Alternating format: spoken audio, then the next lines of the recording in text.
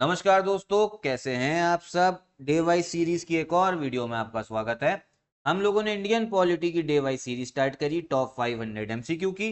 और ये इस सीरीज का आपका डे 2 है। इसके पहले सिर्फ हमने एक ही वीडियो करी है इसकी। और जो बात मैंने आपको पिछली वीडियो में बताई थी एक बार वो फिर से सुन लीजिए कि मैं आपको लिख के दे सकता हूँ। जब आप ये पूरी सीरीज कंप्लीट कर लेंगे ना, सब 500 क्वेश्चन जब आप लगा लेंगे तो आपका सबसे स्ट्रॉन्गेस्ट सब्जेक्ट होगा इंडियन पॉलिटी। आपको जितने भी फैक्ट होंगे, कंसेप्ट होंगे, सब क्लियर हो जाएगा। क्योंकि हम जितने भी क्वेश्चंस देखते हैं ना, उसके रिलेटेड जितना फैक्ट होता है, कंसेप्ट होता है, वो सब अच्छे से समझते हैं ताकि आपकी ऑल राउंड जो है ना कंसेप्ट बिल्डअप हो जाए। तो चलिए हम लोग इस वीडियो को स्टार्ट भी करते हैं। 10 क्वेश्चन कर लिए थे, आगे से देखते हैं 11th वाले से स्टार्ट करते हैं। ठीक है, अब इसमें क्या बोला जा रहा है, एक लिस्ट आपको दे दी गई है जो हमारे संविधान के फीचर्स है, विशेषताएं हैं। और दूसरी लिस्ट में बोला गया कि कौन से देश के संविधान से इसको हमने लिया है। ठीक है, ये काफी इंपॉर्टेंट पॉलिटी में कंसेप्ट है। अब पहली चीज तो ये समझिए, जब हमारा संविधान बना था उस समय पे जो वर्ल्ड में जितने भी बड़े संविधान थे, आपके जो नॉन संविधान थे, जैसे हम बात करें आपके यूएसए की बात करें, ठीक है, उसका संविधान बन चुका था। आपका यूके, यूनाइटेड किंगडम, इंग्लैंड, जिन्होंने हमारे ऊपर राज किया, उनका संविधान भी बना था। फिर अगर हम बात करें, जर्मनी का भी संविधान था, आयरलैंड का भी था। ठीक है, ऐसे बहुत अलग अलग देश थे ना, जैसे सोवियत यूनियन, उनका भी संविधान बना हुआ था। तो हमने क्या करा है ना, जितने भी उस समय पे संविधान बने थे, सब में से जो अच्छी अच्छी चीज थी, जैसे यूएसए के संविधान में कुछ सबसे बढ़िया चीज होगी ना, तो उसको हमने कहाँ ले लिया, अपने इंडियन भारतीय संविधान में ले लिया। ठीक है, तो यूके में से भी जो सबसे अच्छी चीज थी, जो हमें लगा कि जो भारतीय परिप्रेक्ष्य में सबसे अच्छा होगा, फिर जर्मनी से भी लिया है, कुछ आइलैंड से भी, ऐसे और भी देशों से लिया है। तो कंसेप्ट इंपॉर्टेंट है। तो ये डॉक्टर बी आर अम्बेडकर ने भी ये चीज बोली थी कि जो हमारा संविधान है ना, हमने उस समय के जो वर्ल्ड में जितने भी संविधान थे उसमें सब में से सब कुछ अच्छा अच्छे चीजें हमने अपने संविधान में उसको ली हैं। ठीक है, तो ये चीज ध्यान रखिएगा। अब यहाँ पे यही बात हो रही है, तो कंसेप्ट बताया कौन सी विशेषता कौन संविधान से ली गई है। सबसे पहला जो आपका मूल अधिकार है, ये हमने लिया है संयुक्त राज्य अमेरिका, यूएसए से लिया। फंडामेंटल राइट्स कहाँ से लिया, यूएसए से लिया। ये तो याद कर लो। ठीक है, याद करते चलो। फिर जो आपका शासन की संसदीय प्रणाली है, ये कहां से लिए, ये लिए हमने यूके से, यूनाइटेड किंगडम से। पार्लियामेंट्री सिस्टम यूके से। क्यों? क्योंकि यूके ने हमारे ऊपर राज करा था। जब वो राज कर रहे थे ना, तो जो उस समय का शासन प्रणाली थी वो यही थी, पार्लियामेंट्री सिस्टम थी, संसदीय प्रणाली। तो उस समय के जो नेता थे ना, वो इस सिस्टम से फेमिलियर थे। तभी उन्होंने जो आपका प्रेसिडेंशियल सिस्टम है ना, जो राष्ट्रपति, जिसमें राष्ट्रपति के पास सबसे ज्यादा पावर होती है, जैसा आपका यूएसए के में है, आपका रशिया में है, तो वो हमने उस चीज को ड्रॉप कर दिया था, तभी ड्रॉप करा था। फिर आपका जो आपातकाल उपबंध है, इमरजेंसी प्रोविजन, ये लिया हमने जर्मनी से लिया है। ठीक। फिर आपका जो राज्य के नीति निर्देशक तत्व है, डायरेक्टिव प्रिंसिपल्स, ये लिए हमने आयरलैंड से। तो इतनी बात जो ध्यान रखिएगा, चार चीज बता दी। फंडामेंटल राइट यूएसए से, पार्लियामेंट्री सिस्टम यूके, आपातकाल इमरजेंसी जर्मनी से लिया, और डायरेक्टिव प्रिंसिपल्स, नीति निर्देशक तत्व, आयरलैंड से लिए। ठीक है, तो करेक्ट आंसर इसका कौन सा हो जाएगा, सी वाला हो जाएगा। ठीक है, तो ये चीज जो है ध्यान रखिएगा। अगला क्वेश्चन क्या है, इसमें क्या बात हो रही है ना, जो संविधान सभा थी, जो कॉन्स्टिट्यूएंट असेंबली थी, उसके रिलेटेड स्टेटमेंट को लेके बात हो रही है। ठीक है, और बताना कौन सा जो है सत्य है। अब एक चीज ध्यान रखो, संविधान सभा होती क्या है, एक ऐसी सभा जो किसी देश के संविधान बनाने के लिए बनाई जाती है। ठीक है, अब जैसे आपको संविधान बनाना, मान लो देश आजाद हो गया, अब उसका संविधान भी तो बनाओगे, तो संविधान कौन बनाएगा, वो बनाएगी सिर्फ आपकी संविधान सभा। ठीक है, संविधान सभा का सिर्फ एक ही सबसे इंपॉर्टेंट काम है, यही संविधान बनाना। ठीक, इसको लेके बोला जा रहा है कौन सी स्टेटमेंट जो है वो सत्य है। पहली चीज क्या है, it was not based on adult franchise, ये बिल्कुल सही है पहले वाला। क्योंकि जो आपके संविधान सभा जो था ना, मान लो ये हो गई आपकी संविधान सभा, ठीक, कॉन्स्टिट्यूएंट असेंबली, इसमें जो सदस्य आए थे अलग अलग, वो कैसे आए थे, उस समय पे भारत में क्या था, अलग अलग राज्यों में विधानसभा थी, जो प्रांतीय विधानसभा बोला जाता था। अंग्रेजों के जमाने की बात करें तब चुनाव हो चुका था। तो उसमें जो आपके आपके चुने हुए लोग थे ना, उन्होंने वोटिंग करी थी। जो आप समझो, जो विधानसभा में जो चुने हुए लोग गए थे ना, जैसे विधानसभा में जो आपके विधायक गए होंगे, उन्होंने वोट करा था। फिर जाके कॉन्स्टिट्यूएंट असेंबली, संविधान सभा के जो मेंबर्स थे ना, वो आपके निर्वाचन, आपके इलेक्ट हुए थे। ठीक है, तभी उनका निर्वाचन हुआ था। जैसे आप ये समझो, आप बहुत लोग को लगता है कि जनता ने डायरेक्ट वोट दिया होगा संविधान सभा के सदस्य, तब जाके उसमें गए होंगे। नहीं, ऐसा नहीं था।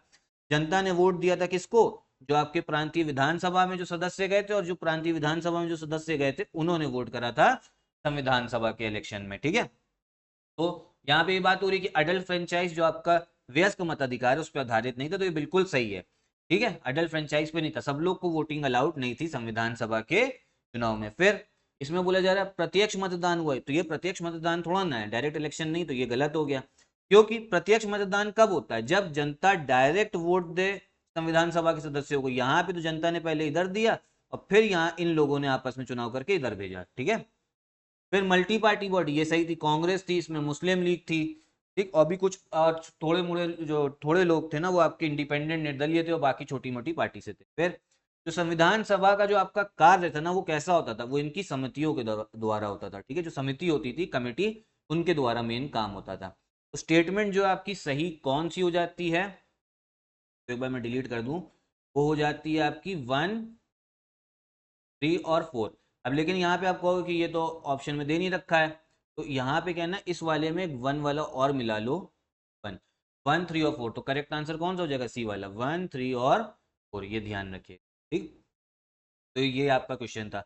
अगर इसी क्वेश्चन पे उधर होता ना यहाँ पे पहले वाले में कि ये नॉट होता है, it was based on adult franchise, तो ये गलत हो जाता, लेकिन नॉट लिखा है तो इसलिए ये सही है, ठीक।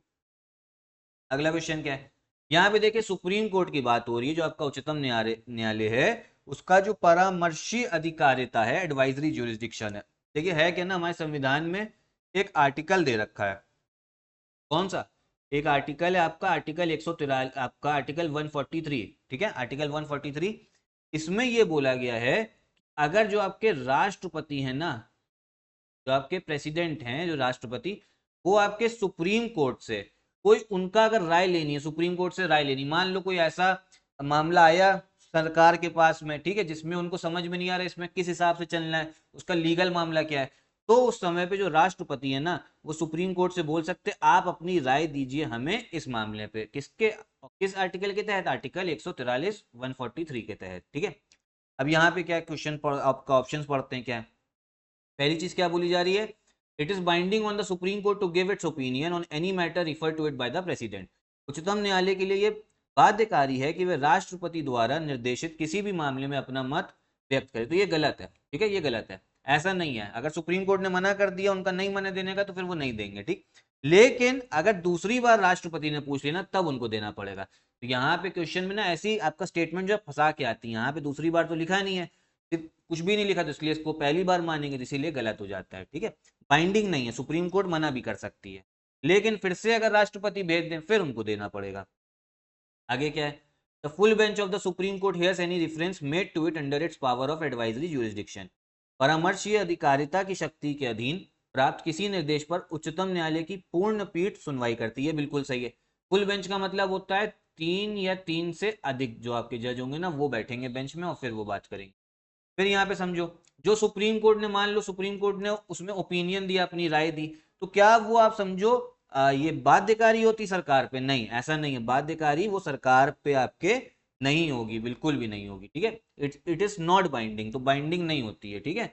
मतलब बाइंडिंग, बाध्यकारी का मतलब ये होता है जरूरी नहीं सरकार को उस राय के हिसाब से चलना। तो दूसरा भी सही, तीसरा वाला जो है वो भी सही हो गया। फिर आखिरी वाला देखते हैं, not more than one reference at a time can be made to the supreme court under its power of advisory jurisdiction. उच्चतम न्यायालय को उसकी परामर्शी अधिकारिता की शक्ति के अधीन एक बार में केवल एक ही निर्देश भेजा जा सकता है। ऐसा कहीं भी नहीं लिखा है। मान लो एक निर्देश भेजा, एक चीज उनसे पूछी गई, फिर दूसरा कोई इंपॉर्टेंट चीज आ गई, तो वो भी पूछा जा सकता है। तो उस हिसाब से करेक्ट आंसर इसका कौन सा होगा? सिर्फ सेकंड और थर्ड वाला जो है वो सही है। जो करेक्ट हो जाएगा ना वो होगा आपका ऑप्शन सी वाला, 2 एंड 3, ठीक है। अगला क्वेश्चन क्या है? इसमें बोला जा रहा है कि जो आपका फिफ्थ पार्ट है ना, भाग 5, पांचवें भाग में कौन कौन शामिल है। तो पांचवें पार्ट में मैं आपको बता दे रहा हूँ, जो आपकी केंद्र सरकार है, जो आपकी यूनियन गवर्नमेंट है ना, उसके रिलेटेड सारी चीजें। जैसे पहला आपका कौन सा हो गया, जो आपके काउंसिल ऑफ मिनिस्टर, मंत्री परिषद, प्राइम मिनिस्टर भी आते हैं पांचवें भाग में, ध्यान रखिए। फिर आपके प्रेसिडेंट भी आएंगे, ठीक है। फिर आपका जो संसद है ना, पार्लियामेंट, वो भी आएगा, ठीक। फिर कौन कौन आएगा, फिर आप समझो, फिर जो आपके कैग है, ठीक है, जो क्या करते हैं, सरकार के खातों को ऑडिट करते हैं, ध्यान रखिएगा, कैग भी आता है। और फिर जो आपकी जुडिशरी है, जो सुप्रीम कोर्ट है ना, यूनियन जुडिशरी, वो भी आएगा। तो ये पांचवें भाग में आता है। अब यहीं पे बोला जा रहा है कि कौन कौन शामिल है। देखिए संसद तो है ही, राष्ट्रपति की जो विधायी शक्ति है, लेजिस्लेटिव पावर प्रेसिडेंट की, वो भी है। तो यूनियन जुडिशरी, संघ न्यायपालिका, ये भी सही, ये भी सही है आपका, ये भी आते हैं। फिर क्या बोला जाए, जो आपके सबॉर्डिनेट कोर्ट है, जो आपके डिस्ट्रिक्ट लेवल में मिलते हैं, वो भी आते हैं क्या, अधीनस्थ आपके न्यायालय, ये गलत है, ठीक है। करेक्ट आंसर आपका कौन सा हो जाएगा, वो हो जाएगा ए वाला, 1, 2 एंड 3। अगला क्वेश्चन क्या है, इसमें फ्रीडम ऑफ प्रेस के बारे में बात हो रही है। भारत में समाचार पत्रों का जो आपका स्वतंत्रता है उसके लेके बात हो रही है। अब देखिए हमारे देश में मूल अधिकार है, मूल अधिकार में आपको प्रेस की जो फ्रीडम है उसकी बात करी गई है। अब यहाँ पे बात ये है, ये कौन से आर्टिकल के तहत आता है, आर्टिकल 19(1) के तहत, ठीक है।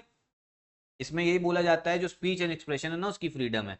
अब यहाँ पे बात ये हो रही है, संविधान के अनुच्छेद 19(1) कहा में विशेष रूप से उपबंधित है, कौन सा, जो समाचार पत्रों की स्वतंत्रता। ये गलत, संविधान में कहीं पर भी प्रेस की फ्रीडम के बारे में बात नहीं करी गई है। इसके बारे में किसने बताया है, ये सुप्रीम कोर्ट ने बताया था, ठीक है। संविधान के अनुच्छेद 19(1) कहा में प्रत्याभूत अभिव्यक्ति के व्यापक स्वतंत्रता में निहित है, ठीक है, तो ये सही है आपका। It is implied in the wider freedom of expression guaranteed by Article 19(1) of the Constitution। तो ये सही है, क्योंकि कहीं पर भी संविधान में लिखा नहीं हुआ है कि प्रेस को स्वतंत्रता होगी। ये सुप्रीम कोर्ट ने अपने अलग अलग जो है आपका जब इंटरप्रिटेशन व्याख्या करता है ना सुप्रीम कोर्ट, उसमें बताया है जो फ्रीडम ऑफ प्रेस है ना वो किस में आएगी, आर्टिकल 19(1) में आएगी, ठीक है। तो यहाँ पे क्या लिखा हुआ था कि स्पेशली प्रोवाइडेड है, संविधान जिन्होंने संविधान बनाया उन्होंने लिख के भेजा, ऐसा नहीं है। ये काफी जो है ट्रिकी क्वेश्चन है, एग्जाम में ऐसे ही आते हैं आजकल। इसमें बोला जा रहा है सेंटर स्टेट रिलेशन को किस मुद्दे पे म्यूनिसिपल रिलेशंस बोला गया है, केंद्र राज्य संबंधों को विशेष रूप से किस प्रसंग में म्यूनिसिपल संबंध कहा गया है।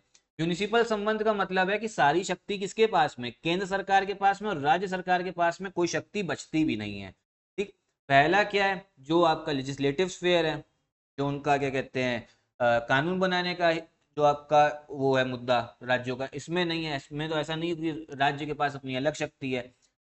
पैसे के मामले में भी अगर बात करें, जो आपके वित्तीय मामले, उसमें भी राज्य के पास अपना अलग केंद्र, अपनी अलग शक्ति होती है।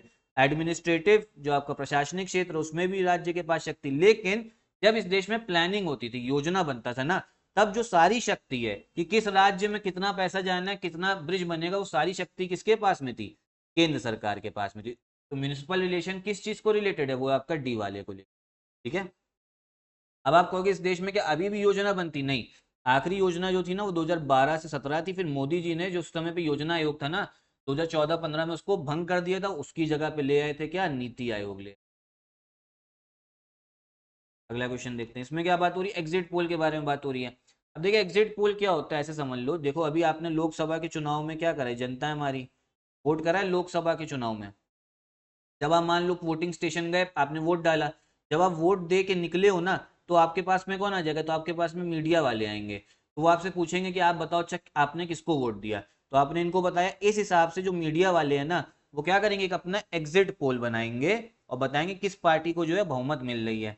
यहाँ पर एक टर्म और आता है, ओपिनियन पोल आता है। ओपिनियन पोल कब बनाया जाता है, वो बनाया जाता है चुनाव के पहले।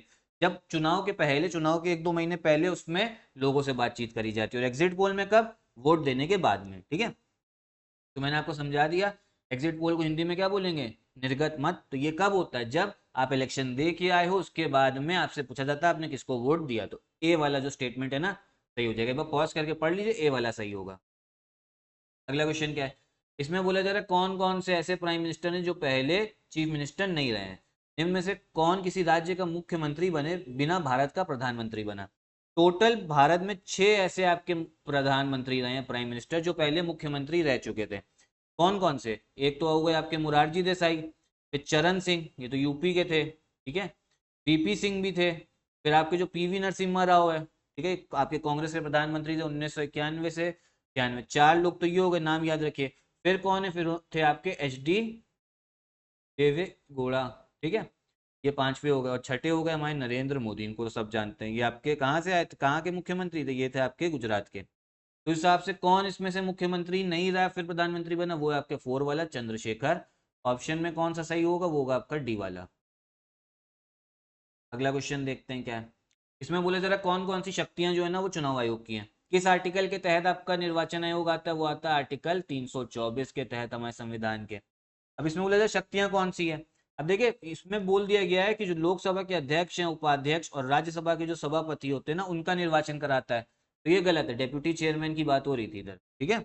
उप सभापति, ये आपका गलत है, उप सभापति। सभापति होते हैं ना, उनका तो निर्वाचन आयोग ही कराता है, क्योंकि वो वाइस प्रेसिडेंट होते हैं। तो इलेक्शन कमीशन में से किसी का भी नहीं कराता है। फिर बोला जा रहा है जो आपकी नगर पालिकाएं हैं, जो नगर निगम है, उनके भी चुनाव करवाता है, गलत है। इनके चुनाव तो कौन करवाता है, इनके तो जो राज्य का आपका एक अलग निर्वाचन आयोग होता है वो करवाता है, ठीक है। फिर मान लो चुनाव के बाद में कोई डिस्प्यूट हुआ कि सही नहीं हुआ, तो वो कौन देखेगा, वो तो फिर आपके न्यायालय देखेंगे, सुप्रीम कोर्ट, हाई कोर्ट, तो ये चुनाव आयोग नहीं देखेगा। तो इनमें से कौन सी इनकी शक्ति है, कोई भी नहीं। तो करेक्ट आंसर कौन सा होगा भैया, वो हो जाएगा आपका डी वाला, ठीक है। अगला क्वेश्चन देखते हैं क्या है। इसमें बोला जा रहा है भारत में हमने कौन कौन से इलेक्शन सिस्टम को अपनाया है। भारत में विविध निर्वाचनों के लिए निम्नलिखित में से कौन कौन सी निर्वाचन प्रणालियों स्वीकृत की गई हैं। देखिए पहले तो आपकी यही करी गई है, डायरेक्ट इलेक्शन होता है। डायरेक्ट मतलब प्रत्यक्ष निर्वाचन, जो आपके जैसे लोकसभा के चुनाव के लिए हो रहा है। फिर जो आपकी विधानसभा होती है का चुनाव होता है, जैसे विधानसभा में आपके जो एमएलए का चुनाव होता है ना, जैसे अभी योगी आदित्यनाथ मुख्यमंत्री है, उसमें जनता जो डायरेक्ट वोट करती है। उस सिस्टम को क्या बोलते हैं, वयस्क मताधिकार, मतलब अडल्ट सफरेज। इसका मतलब ये है 18 साल के ऊपर जो भी है ना वो वोट दे सकता है, फिर वो पुरुष है, महिला है, अमीर है, गरीब है, गोरा है, काला है, उससे कुछ मतलब नहीं, सब वोट दे सकते। फिर दूसरा सिस्टम जो हमने अपनाया वो है आपका एकल संक्रमणीय मत के द्वारा अनुपातिक प्रतिनिधित्व की प्रणाली, ये भी अपनाई है, ठीक है। Proportional representation, single transferable vote, ये हम कहाँ का यूज करते हैं, राष्ट्रपति के चुनाव में करते हैं, उपराष्ट्रपति के, राज्यसभा के और विधान परिषद के चुनाव, ठीक है। ये चीज ध्यान रखिएगा। तो इतने थे आपके क्वेश्चंस। अच्छा एक सेकंड रुक जाओ, तो करेक्ट आंसर कौन सा हो जाएगा, वो होगा आपका ए वाला, 1 और 2, ठीक। ये थे आपके क्वेश्चन। यहीं पे मैं वीडियो भी खत्म करता हूँ। साथ ही साथ में बता दे रहा हूँ, ऑर्गेनाइज तरीके से तैयारी करना चाहते घर बैठे तो यूपी पीसीएस 2024 का हमारा पेड ग्रुप चल रहा है। इन नंबर पे कॉल करके हमारा पेड ग्रुप भी ले सकते हैं। और आगे इस सीरीज से जुड़े रहिएगा, बढ़िया तरीके से आपका पॉलिटी जो है कवर हो जाएगा। यहीं पे मैं वीडियो भी खत्म करता हूँ। नमस्कार।